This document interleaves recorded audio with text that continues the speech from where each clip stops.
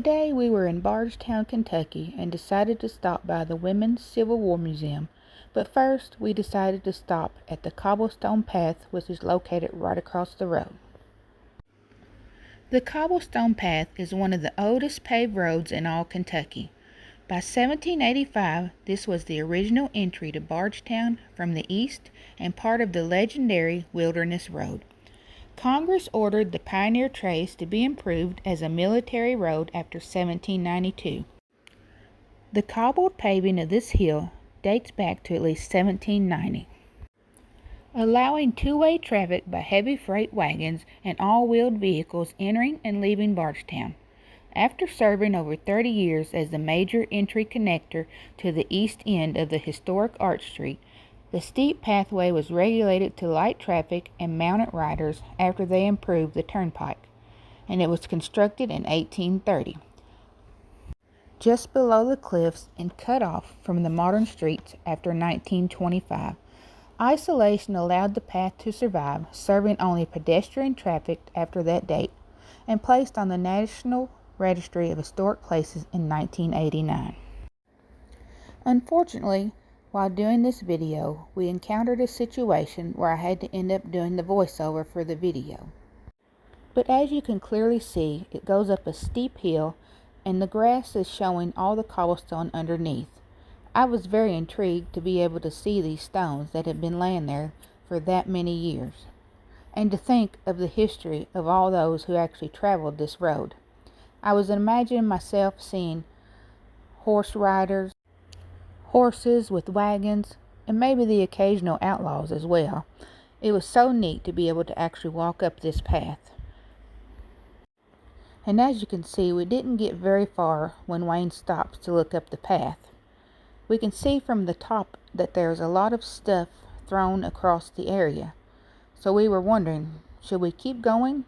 What was at the top? But you know me, I'm always ready for an adventure. So I decided, let's keep going and see what in the world is laying across the cobblestone path. Of course, I was wearing flip-flops that day because I really wasn't out to make a video that day. But when we passed this, I couldn't resist. And as you can see, it's just such a beautiful cobblestone path.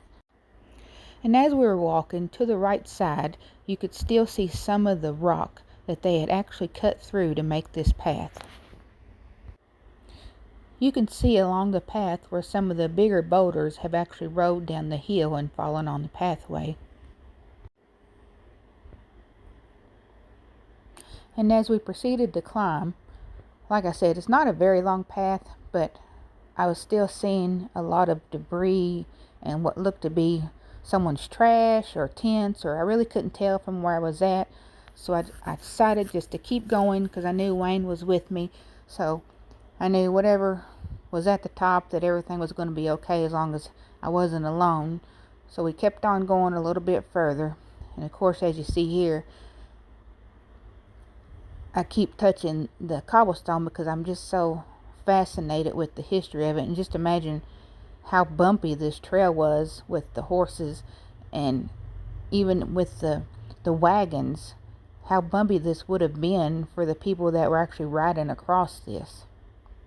And as I'm reaching the top, almost to the top I say, I went around Wayne because I was like, well, I've got to go see what this is because I really want to keep on going.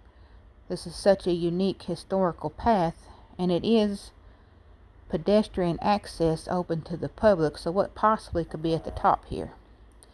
And as I approached, I was seeing tents, muddy shoes, skateboards. There were chairs, there were bags what looked to be maybe groceries, water bottles. And I was like, I don't know what's up here. Are you coming, Wayne? Come on. And he kind of stood back because we were trying to figure out, what we were going to approach. And as I topped the hill up here, I encountered this gentleman. I said hello, kept on filming. He never acknowledged that we were there as far as speaking to us directly, but he was saying words and things off the top of his head. There was never any clear, full sentence. The words that he was speaking was like he was talking to himself. So I was like, well, has maybe someone who is homeless decided to use this path as their home for the night? Which, don't get me wrong, it would be a perfect spot to be because it's so beautiful and hidden. But he just kind of kept standing behind us as we had our back turned and mumbling all these jibber jabberish, I'll call it. And I was kind of worried in a way, to a sense of, okay, he's circling us. I know this is public property.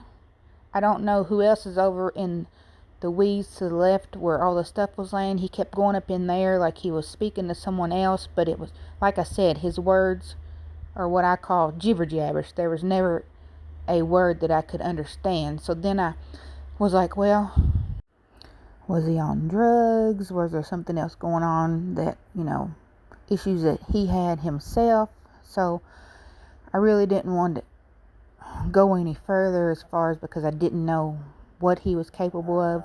And like I said, this is one of those situations. I always say, no matter what adventure you go on, no matter where you are, never go alone, because you never know what you're going to encounter on hiking trails or historical pathways, abandoned explorers, because you never know who you're going to run into there.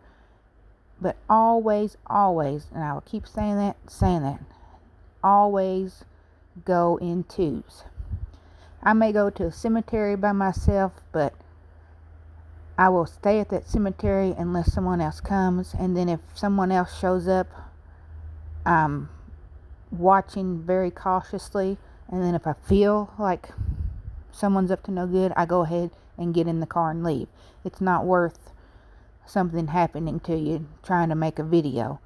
But we started to come back down the hill, and we were talking about this on the video. But like I said, I had to do a voiceover because I didn't want everyone hearing what the gentleman that we encountered was saying, because, for his privacy, I didn't want to do that. But I wanted to share this video of this cobblestone path. So I hope you all enjoyed this part of it, even though, like I said, I had to cut out most of it and I had to do the voiceover. But as we were going down the hill to go back across the road over to the Civil War Museum, he did actually come down the path and kind of circled. It was almost like he was hovering us to see what we were doing and why we were there, even though it was a public location. So we will go back another time and film this, but I wanted to at least share what I did have. And look at me here, I'm trying to come down Poison Ivy steps with flip-flops on. But across the road is the Women's Civil War Museum, and it mainly focuses on the women of the Civil War, including the nurses, the spies, the soldiers, and the writers. And it is a very neat place. Like I said, it looked very beautiful, and it was open that day, but by the time we encountered this and it was just so hot, I thought, well, I'll film, let you guys see what it looks like there. And if you were interested for us to go to the museum and film, and to also go into the cabins, to let us know down in the comments. And as I turn around here and look back, that is because the gentleman actually came down the hill and was looking around to see what we were doing. So like I said, it was just a different encounter than what we're usually used to running into. But it was a very beautiful place to find, and we hope that you still was able to enjoy this video.